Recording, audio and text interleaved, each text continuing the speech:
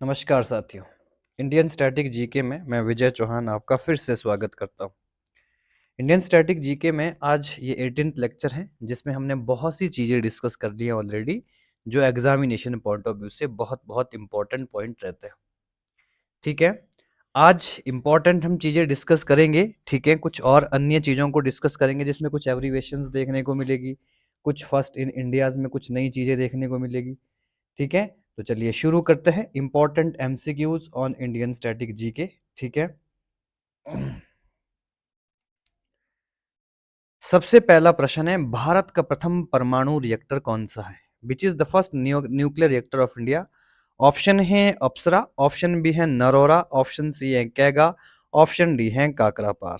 ठीक है जी, तो अगर आपको इसके बारे में अगर आपने प्रॉपर तरीके से पढ़ा है तो अप्सरा, ठीक है, 1956 में पहला न्यूक्लियर रिएक्टर था। ठीक है, जो भाभा एटॉमिक रिसर्च सेंटर के द्वारा तैयार किया गया था। नेक्स्ट क्वेश्चन, भारत की प्रथम परमाणु पनडुब्बी कौन सी है? Which is the first nuclear submarine of India? Option है आईएनएस चक्रा, ऑप्शन बी है आईएनएस अरिहंत, ऑप्शन सी है आईएनएस रक्षक और ऑप्शन डी है आईएनएस ब्रह्मा। ठीक है, तो इसका आंसर क्या होने वाला है? आईएनएस चक्रा। ये भारत में निर्मित पहली परमाणु पनडुब्बी थी। नेक्स्ट क्वेश्चंस के ऊपर चर्चा कर लेते हैं। भारत की प्रथम पनडुब्बी कौन सी थी? ये केवल पनडुब्बी है, परमाणु पनडुब्बी नहीं है। ठीक है, ऑप्शन ए है आईएनएस कलवरी, आईएनएस खंडेरी, ठीक है, आईएनएस अरियंत या इनमें से कोई नहीं। ठीक है, तो ये भी इंपॉर्टेंट प्रश्न है। ठीक है, तो आप इसका प्रॉपर तरीके से आंसर दे सकते हैं अगर आपने प्रॉपर तरीके से इसको अच्छे से समझा है और पढ़ा है। तो इसका आंसर हो जाता है आईएनएस कलवरी। ठीक है, नेक्स्ट क्वेश्चन आता है, भारत का प्रथम विमान वाहक पोत कौन सा है? ठीक है, विमान वाहक पोत का मतलब होता है which is the first aircraft carrier of India, जहां पर, ठीक है, विमान यानी कि जिस शिप के ऊपर विमान रखे जाते हैं, एरोप्लेन या एरोजेट रखे जाते हैं, ठीक है, वो कौन सा है? INS Virat, INS Vikramaditya, INS Vikrant या इनमें से कोई नहीं। ठीक है, तो 1957 में ब्रिटेन से खरीदा गया आईएनएस विक्रांत, ठीक है, भारत का पहला विमान वाहक पोत है। नेक्स्ट क्वेश्चन आता है, भारत की प्रथम माध्यम दूरी वाली मिसाइल कौन सी है? ठीक है, which is the first medium range missile of India? Option A है पृथ्वी, ऑप्शन बी है ब्रह्मोस, ऑप्शन सी है अग्नि, ऑप्शन डी है पिनाका। भारत के मिसाइल मैन किसे माना जाता है? डॉक्टर कलाम को। ठीक है, जिनके द्वारा अग्नि सीरीज की मिसाइल तैयार की गई थी। तो अग्नि भारत की पहली फर्स्ट मीडियम रेंज मिसाइल बनी थी। नेक्स्ट क्वेश्चन आता है, भारत का प्रथम प्रक्षेपास्त्र कौन सा है? ठीक है, which is the first missile of India? अग्नि 3, अग्नि 3, ठीक है जी, ब्रह्मोस 2 या फिर पृथ्वी। ठीक है, तो दो क्वेश्चन तो आपको सिमिलर देखने को मिल रहे हैं।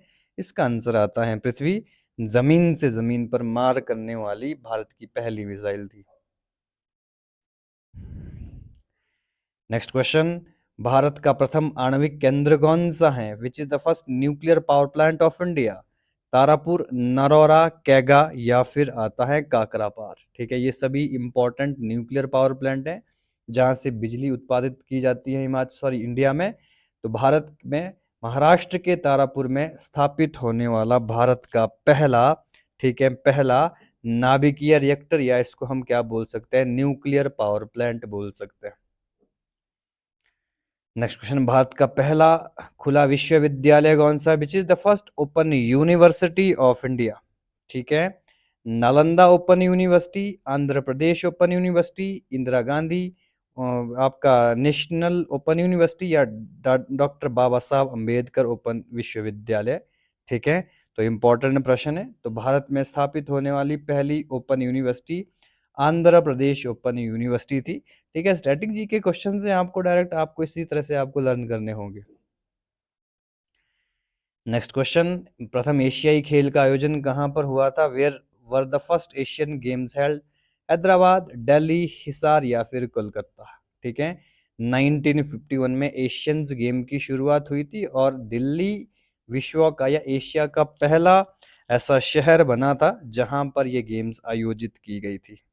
ठीक है, तो ये भी काफी महत्वपूर्ण प्रश्न बन जाता है। भारत का पहला विश्वविद्यालय कौन सा है? ठीक है, which is the first university of India? Vikramshila, Takshashila, Ballavi या नालंदा? ठीक है, बहुत लोग इसको तक्षशिला करेंगे क्योंकि तक्षशिला जो यूनिवर्सिटी है ये सबसे पुरानी यूनिवर्सिटी, लेकिन ये पाकिस्तान में है। भारत में एस्टेब्लिश होने वाली नालंदा यूनिवर्सिटी, ठीक है, कुमारगुप्त जो गुप्त वंश के शासक हुए उनके द्वारा इसकी स्थापना की गई थी। इसको नालंदा बिहार कहते हैं, बिहार में आपको देखने को मिलेगी, आज भी इसका एग्जिस्टेंस देखने को मिलता है। नेक्स्ट क्वेश्चन आता है, भारत का प्रथम दूरदर्शन केंद्र कहाँ था? ठीक है, विच वाज द या विच is the first Doordarshan centre in India? ठीक है, शिमला, मुंबई, नई दिल्ली, चेन्नई। ठीक है, भारत में जब दूरदर्शन की शुरुआत हुई थी 1958-1959 में, ठीक है, जब शुरुआत हुई थी, ठीक है, तो इसका हेड क्वार्टर न्यू दिल्ली में एस्टेब्लिश किया गया था। नेक्स्ट क्वेश्चन, देश में पहली बार दूरदर्शन में रंगीन कार्यक्रमों का प्रसारण कब हुआ था? ठीक है, when were color television program first telecast in India? ठीक है, 15 अगस्त 1982, 15 अगस्त 1980, 15 अगस्त 1992 या फिर 15 अगस्त 1965। ठीक है, तो पहली बार कलर जो आपका प्रोग्राम शुरू हुए थे, टेलीकास्ट शुरू हुआ था 15 अगस्त 1982 को शुरू हुआ था भारत के अंदर। भारत की प्रथम मूक फिल्म कौन सी है? ठीक है, which is the first silent movie of India? Alam Ara, Raja Harishchandra, Achhut Kanya या किशन कन्हैया? ठीक है, तो इंपॉर्टेंट क्वेश्चन है ये भी। भारत में बनने वाली सबसे पहली फिल्म राजा हरिश्चंद्र थी, एक साइलेंट मूवी थी। ठीक है, इसको बनाने वाले जो डायरेक्टर थे उनका नाम था गुंडीराज दासाहेब फाल्के। आज भारत का सबसे बड़ा अवार्ड दासाहेब फाल्के अवार्ड ही दिया जाता है। भारत की प्रथम बोलती हुई फिल्म कौन सी थी? Which is the first talkative movie of India? Shri 420, Kishan Kanhaiya, Alam Ara या मुगले आजम? ठीक है, तो 1931 में आदर्शन ईरानी के उसमें, ठीक है, डायरेक्शन में बनी थी मूवी जिसका नाम था आलम आरा। ये first talkative movie Himachal India में पब्लिश हुई थी या बनी थी। नेक्स्ट आता है, भारत में पहली टेक्निकल फिल्म कौन सी थी? First which is the first technical colour movie of India? Lanka दहन, श्री पांडुलिक, झांसी की रानी या भक्त विदुर? ठीक है, तो 1953 में बनी पहली टेक्नोलॉजी वाली मूवी कौन सी थी? झांसी की रानी। ठीक है, ये भी एक इंपॉर्टेंट क्वेश्चन बनता है। नेक्स्ट क्वेश्चन, भारत में पहली 3D फिल्म कौन सी थी? आज का जमाना 3D 4D का हो गया है। ठीक है, तो 3D में इंपॉर्टेंट बनने वाली जो मूवी थी, माय डियर कट्टी चातन, मुगले आजम, बाहुबली या इनमें से कोई नहीं? तो इंपॉर्टेंट क्वेश्चन बनता है, तो सबसे पहली मूवी थी माय डियर कट्टी चातन। भारत का प्रथम धारावाहिक या टीवी सीरियल कौन सा था? विच is the first TV serial of India? Circus, हम लोग, रामायण या फिर महाभारत? विश्व में सबसे ज्यादा देखा जाने वाला सीरियल रामायण है, लेकिन 1980 में, ठीक है, पहला जो सीरियल शुरू हुआ था उसका नाम था हम लोग। ठीक है, दूरदर्शन पर उस समय ये प्रोग्राम आया करता था।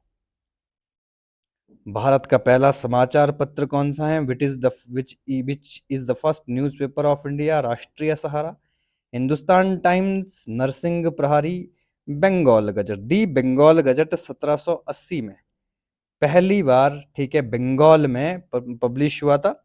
एक अंग्रेज व्यक्ति थे, नाम था ऑगस्टन हिकी, उन्हें या जेम्स हिकी के नाम से भी प्रसिद्ध है। ठीक है, उन्होंने पहली बार ये न्यूज़पेपर पब्लिश किया था। उसके बाद भारत में, ठीक है, न्यूज़पेपर पब्लिकेशन शुरू हो गया था। नेक्स्ट क्वेश्चन, भारत का प्रथम महिला रोजगार कार्यालय कहाँ पर खोला गया था? Where was the first women employment office in India located? Jaipur, Ahmedabad, Aurangabad या फिर भिलाई? ठीक है, तो पिंक सिटी, जयपुर के नाम से प्रसिद्ध शहर जयपुर। ठीक है, सवाई मिर्जा राजा जयसिंह के द्वारा एस्टेब्लिश ये शहर। ठीक है, जयपुर में पहली बार, ठीक है, विमेन एम्प्लॉयमेंट सेंटर खोला गया था। नेक्स्ट क्वेश्चन, भारत की प्रथम हाई स्पीड ग्रामीण ब्रॉडबैंड नेटवर्क कहाँ से शुरू हुआ था? Where was the first high speed rural broadband network launched in India? Idukki, Hyderabad, Indore या फिर कोलम? ठीक है, तो डिजिटल इंडिया के तहत केरल के इडुक्की गांव में, ठीक है जी, जो आपका ब्रॉडबैंड की शुरुआत की गई थी, ठीक है, ग्रामीण ब्रॉडबैंड नेटवर्क की शुरुआत की गई थी। तो ये भी इंपॉर्टेंट प्रश्न बनता है। अगले क्वेश्चंस कुछ इंपॉर्टेंट एब्रिविएशन से हम संबंधित देखेंगे, ठीक है, तो ये भी बहुत इंपॉर्टेंट प्रश्न रहते हैं।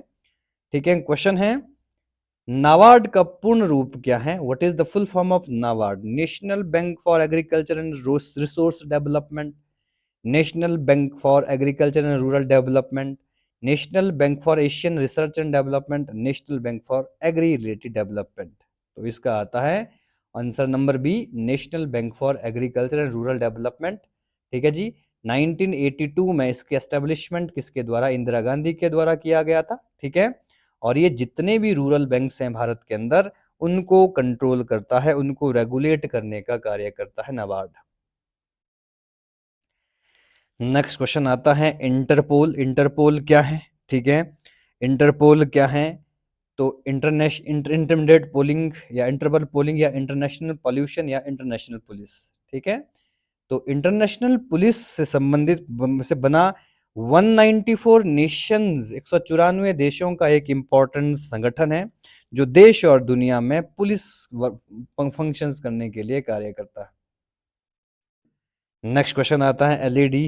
ठीक है, आजकल हम बहुत चीजें एलईडी पे देख लेते हैं। What is the full form that particular LED? Light emitting diode, light emitting device, light enhancing device या लाइट एनहांसिंग डायोड। ठीक है, तो एलईडी की फुल फॉर्म आती है लाइट एमिटिंग डायोड। ये भी इंपॉर्टेंट छोटे बड़े एग्जामिनेशन में इस तरह के प्रश्न देखने को मिलेंगे। नेक्स्ट क्वेश्चन आता है, SMS. What is the meaning of SMS? Speed mail services, swift mail system, short messaging services या नन ऑफ दीज? ठीक है, तो ये इंपॉर्टेंट प्रश्न है, ये भी शॉर्ट मैसेजिंग सर्विसेज को हम एसएमएस कहते हैं। अगला क्वेश्चन आता है, वैट। ठीक है, वैट को विस्तृत रूप में क्या लिखा जाता है? VAT stand for value added taxes, value advance taxes, value and tax, value additional taxes. ठीक है, तो वैल्यू एडेड टैक्स। ठीक है, इंपॉर्टेंट प्रश्न है ये भी। ठीक है, बहुत इंपॉर्टेंट है वैल्यू एडेड टैक्सेस। जब हम इंडियन इकोनॉमी पढ़ते हैं या इकोनॉमिक्स पढ़ते हैं, तो वैट का एक इंपॉर्टेंट रोल आ जाता है। ठीक है, और आज के टाइम में जब से जीएसटी शुरू हुआ, तो वैल्यू एडेड टैक्सेस अपने आप में ही समाप्त हो गया। नेक्स्ट क्वेश्चन आता है, सारस का पूर्ण रूप क्या है? What is the full form of SARS? South Asian republican society, severe acute respiratory syndrome, severe and respiratory syndrome या सेबर अस्थमा रेस्पिरेटरी सिस्टम। ठीक है, सिंड्रोम। 2000 के दशक में, ठीक है, देश दुनिया में छाने वाला एक इंपॉर्टेंट वायरस, जैसे आज कोविड छाया हमारा, उसी तरह से, ठीक है, ये वायरस आया था और इसका नाम था सेवर एक्यूट रेस्पिरेटरी सिंड्रोम। ठीक है जी। आरबीआई का विस्तृत रूप क्या है? What is the full form of RBI? Rural bank of India, reserve bank of India, registrar bank of India या रूरल बैंक ऑफ इंस्टीट्यूट? तो बहुत सिंपल प्रश्न है, बहुत आसान प्रश्न है। आरबीआई की full form reserve bank of India. इसके बारे में मुझे लगता है कि ज्यादा डिस्क्राइब करने की आवश्यकता नहीं है। नेक्स्ट आता है, डॉस का पूर्ण रूप क्या है? What is the full form of DOS? Direct operating system, dual operating system, disk operating system या डायल अप ऑपरेटिंग सिस्टम? ठीक है, तो इसको हम डिस्क ऑपरेटिंग सिस्टम, कंप्यूटर के एक इंपॉर्टेंट क्वेश्चन ये देखने को मिलता है। ठीक है, छोटे बड़े एग्जामिनेशन में इस तरह के प्रश्न बन जाता है। ठीक है, नेक्स्ट आता है एटीपी। ठीक है, एटीपी का सही पूर्ण या पूर्ण रूप क्या है? What is the correct full form of ATP? ठीक है, सबसे पहला आता है एडोनिसिन ट्राइफॉस्फेट या एडेनिन ट्राइफॉस्फेट या एडोनिसिन टेट्राफॉस्फेट या नन ऑफ दीज? ठीक है, तो इंपॉर्टेंट बायोलॉजी से संबंधित ये टर्म्स है। ठीक है जी, जब कोशिकाओं के अंदर क्या होता है, ठीक है, कोशिकाओं के अंदर जो संश्लेषण है, ठीक है, या सिंथेसिस है, वो एक इंपॉर्टेंट, जब जो एनर्जी का फॉर्मेशन होता है, उसको एटीपी कहते हैं। ठीक है, तो इसका आता है एडिनोसिन ट्राइफॉस्फेट। नेक्स्ट प्रश्न आता है, डीवीडी। डीवीडी का फुल फॉर्म क्या है? What is the full form of DVD? Dynamic versatile disc या डिजिटल वर्सटाइल डिस्क या फिर डायनामिक वीडियो डिस्क या डिजिटल वीडियो डिस्क? तो ये भी एक इम्पोर्टेंट प्रश्न बन जाता है। ठीक है, आई थिंक आज के टाइम में डीवीडी का जो कार्यकाल था वो समाप्त हो चुका है। ठीक है, डिजिटल वर्ष आज के कार्यकाल में डीवीडी को हम ज़्यादा यूज़ नहीं कर पा रहे हैं। नेक्स्ट क्वेश्चन आता है, ये भी काफ़ी इंपॉर्टेंट है। WLL का अर्थ क्या है? What is the meaning of WLL? Without लेवर लाइन, ठीक है, within local line, wireless local loop या फिर वायरलेस इन लूप लाइन। ठीक है, तो इंपॉर्टेंट है। ठीक है, इसका ये भी टेलीकम्युनिकेशन में यूज होने वाला इंपॉर्टेंट इंस्ट्रूमेंट है। वायरलेस इन लोकल लूप इसको कहते हैं। नीति आयोग का पूरा नाम क्या है? What is the full form of NITI Aayog? 2014 में नीति आयोग, जिसने प्लानिंग कमीशन को चेंज किया था, ठीक है, उसकी स्थापना हुई। National institute for transforming India, national investment for transforming India, national institution for transparent India या national institution for turning India. तो इसका आंसर आ जाता है ये national institute for transforming India. ठीक है, 2015 में अस्तित्व में आ गया था। ठीक है, 2014 में ये बिल आया और 2015 में नीति आयोग अस्तित्व में आया। नेक्स्ट क्वेश्चन आता है, इरा से क्या अभिप्राय है? IRA, ठीक है, IRA, Irish Republican army, Irish Republican association, independent Republican army या फिर इंश्योरेंस रिपब्लिकन आर्मी। ठीक है, तो आयरिश रिपब्लिकन आर्मी से इंपॉर्टेंट 20वीं-21वीं शताब्दी में आयरलैंड में जो आर्मी बनी, ठीक है, उसको IRA के नाम से प्रसिद्ध माना गया। रेडियो में SW का क्या मतलब होता है? इन radio, what does SW stand for? Short wave, slim wave, ठीक है, शॉलॉक्सी वेव या फिर साउंड वेव। ठीक है, तो इनको हम शॉर्ट वेव लेंथ कहते हैं। ठीक है, रेडियो की फ्रीक्वेंसीज में शॉर्ट वेव का इंपॉर्टेंट रोल रहता है। नेक्स्ट क्वेश्चन आता है, पैन का अर्थ क्या होता है? What does PAN stand for? Permanent account number, personal account number या फिर patent allocation number, none of these. सभी व्यक्ति के पास आज के टाइम में एक आइडेंटिटी प्रूफ होता है परमानेंट अकाउंट नंबर के नाम से। ठीक है, पैन जिसको हम बोलते हैं। ठीक है, ये इसका इंपॉर्टेंट एब्रीविएशंस है। नेक्स्ट आता है, रेडियो संचरण में FM से क्या आशय है? इन radio transmission, what does FM stand for? Frequent modulation, frequency modulation या फिर फेर्मी मेथड या फिर फैन मॉड्यूलेशन। ठीक है, तो जब हम FM सुनते हैं, ठीक है, तो उसका जो सही रूप है वो फ्रिक्वेंसी मॉड्यूलेशन। ठीक है, FM 94, FM 96, इस तरह से, ठीक है, फ्रिक्वेंसीज आती हैं फ्रिक्वेंसी मॉड्यूलेशन के नाम से रेडियो पर। नेक्स्ट आता है, CNN का पूर्ण रूप क्या है? What does CNN stand for? Cable news network, complete news या फिर कंप्यूटराइज्ड न्यूमेरिकल नेटवर्क या फिर नन ऑफ दीज।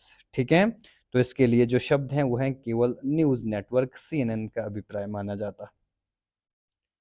STD का क्या तात्पर्य है? STD हम पहले बहुत ज़्यादा यूज करते थे। What does STD stand for? आज के टाइम में जब से मोबाइल का दौर आया तो STD का इंपॉर्टेंट रोल खत्म हो गया। State telephone dialling, standard telephone dialling या फिर सब्सक्राइबर टेलीफोन डायलिंग या फिर सब्सक्राइबर ट्रंक डायलिंग। ठीक है, तो STD का मतलब होता है सब्सक्राइबर ट्रंक डायलिंग। ठीक है, ये इसकी फुल फॉर्म होती है। CNG का पूर्ण रूप क्या है? ठीक है, what are the full form of CNG? Compressed natural gas, ठीक है, इसको बोलेंगे साइनोजन नेचुरल गैस या फिर कंडेंस्ड नाइट्रोजन गैस या फिर कंट्रोल्ड, ठीक है, नेचुरल गैस। ठीक है, तो CNG हम आज के टाइम में बहुत इंपॉर्टेंट एक गैस यूज हो रही है, व्हीकल में भी आज इसका प्रयोग किया जा रहा है, तो उसको बोलते हैं कंप्रेस्ड नेचुरल गैस। ये इसकी फुल फॉर्म रहती है। ठीक है जी, नेक्स्ट क्वेश्चंस के ऊपर डिस्कस कर लेते हैं। BIFR का पूर्ण रूप क्या है? What is the full form of BIFR? ठीक है, board for infrastructure and financial reconstructing, board of industrial and financial reconstruction, board for industry and factory rehabilitation या फिर लास्ट में आता है building and infrastructure financial reconstructing. ठीक है, तो BIFR फाइनेंस मिनिस्टर के द्वारा फॉर्म एक बोर्ड है और इस बोर्ड का नाम है, ठीक है जी, board for industrial and financial reconstruction. ठीक है, तो these are important 40 MCQs related to Indian static GK. ठीक है, नेक्स्ट क्लास में हम अंदर 40 या 50 क्वेश्चन इंडियन स्टैटिक जीके से डिस्कस करने वाले हैं। अगर आपको ठीक है, हमारे वीडियो अच्छे लग रहे हैं तो लाइक करें, शेयर करें, सब्सक्राइब करें और अपनी तैयारियों को पुख्ता करें। बहुत-बहुत धन्यवाद।